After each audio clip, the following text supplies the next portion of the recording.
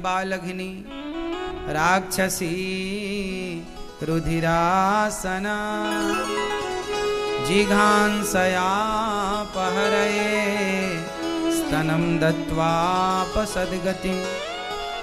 पूतना छोटे छोटे बच्चों को मार मार के खाती थी। पूतना किसे खाती थी? छोटे छोटे बच्चों को मार मार के खा जाती थी, खून पी जाती थी पूतना।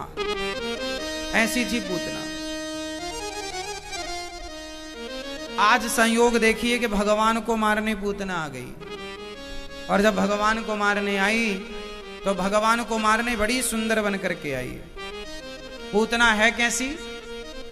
बड़ी कुरूपणी है, बड़ी डरावनी है, बड़ी भयंकर है, पर भगवान को मारने आई तो बड़ी सुंदरी बन के आई है। कुछ लोग बाहर से बड़े अच्छे होते हैं पर भीतर से बड़ा छल कपट भरा होता है। बाहर से क्या होना चाहिए मेरी माँ? बाहर से अच्छा होना चाहिए कि भीतर से? बाहर से आपका रूप रंग कैसा भी हो चलेगा, भीतर से आप अच्छे हो। क्या होना चाहिए आपको? भीतर से अच्छा होना चाहिए। इसलिए आप बाहरी दृश्य ना देखा करो। पूतना बाहर से सजकर आई, और जब पूतना आई तो भगवान ने आंखें बंद कर ली। पूतना को देखा ही नहीं भगवान ने। क्यों नहीं देखा? क्योंकि पूतना का तन बड़ा सुंदर है, शरीर बाहरी भाग, पर भीतर से ना कपट भरा हुआ, अंदर कपट भरा। और भगवान कहते हैं कि जिनका तन सुंदर है, मन सुंदर नहीं है, ऐसों को हम देखना भी पसंद नहीं करते। भगवान का पूतना मौसी आई, दूध पिलाया, और दूध में वो अपने स्तनों में क्या भर के लाई थी मौसी? जहर। भगवान को जहर पिलाया। भगवान ने मौसी जी का थोड़ा दूध पिया, थोड़ा जहर पिया, दूध फिनिश, जहर फिनिश, प्राण पीने लगे। पूतना चिल्लाई, बालक छोड़ दो। भगवान बोले, मौसी जी हम जल्दी से पकड़ते नहीं है, और पकड़ ले तो फिर कभी। भगवान ऐसे ही, एक तो जल्दी बिहारी जी पकड़ते नहीं है, राधा रमन जी, राधा वल्लभ जी, भगवान जल्दी से पकड़ते नहीं है गौरी गोपाल भगवान, और पकड़ ले तो फिर कभी छोड़ने की व्यवस्था नहीं है। है ना मेरी मां? नहीं छोड़ते। इसलिए पूतना के प्राणों का पान किया। पूतना धड़ाम से गिरी। नंद बाबा कंस के यहां से आए वसुदेव जी से मिलकर, तो पूतना मौसी के शरीर को काट कर चिताओं में रखा। बड़ा शरीर था उसका, बड़ी हट्टी कट्टी थी, राक्षसी थी ना।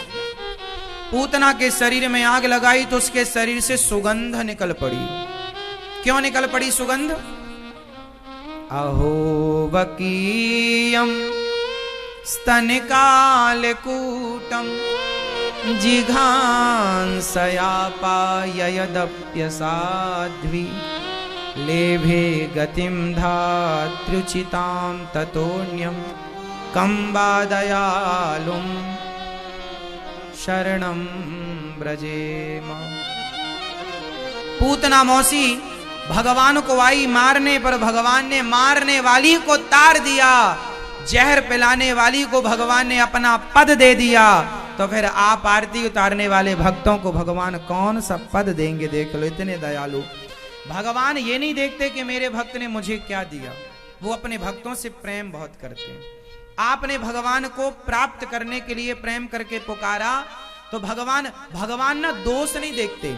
जैसे आप लोग किसी का दोष देखते हैं कि इनमें दोष है, पर भगवान अपने भक्त का कभी, जैसे माँ अपने बच्चे का दोष कभी नहीं देखती, जैसे माँ अपने बच्चे का दोष कभी नहीं देखती। माँ का बेटा उसका काला ही क्यों ना हो, पर उसके लिए तो वही हीरा है, सुंदर है उसके लिए। गोरा हो, काला हो, अंधा हो, लंगड़ा हो, बहरा हो, माँ के लिए उसका बेटा ही हीरा है। बोलो हाँ, हाँ या ना? फिर उसी तरह भगवान कहते हैं जो मेरा बन गया वो कैसा हो, फिर वो मेरा हीरा है, मेरा भक्त है, मैं उसे स्वीकार कर। पूतना कैसी भी थी, जहर भर के आई, मारने आई, पर आई तो भगवान की शरण में। आई किसकी शरण में? भगवान की। और भगवान कहते हैं जो मेरी शरण में आ जाता है वो कैसा भी हो, मैं उसे स्वीकार करके उसके सारे पाप अपराध भुलाकर उसे मोक्ष का अधिकारी बना देता हूं। इतने दयालु हैं भगवान। इसलिए आप लोग क्यों देर करते हैं, क्यों नहीं भगवान की शरण में आते हैं? नाच में आपको कभी भूलू नहीं। ये संसार के ठोकर क्यों हिचकोले खा रहे हो आप लोग? क्यों नहीं भगवान के आश्रित रहते? काम करो, हम ये थोड़ी कहते काम मत, काम करो, पैसा कमाओ, बिजनेस करो, खूब काम करो, पर कार्य करते हुए भगवान को याद रखो।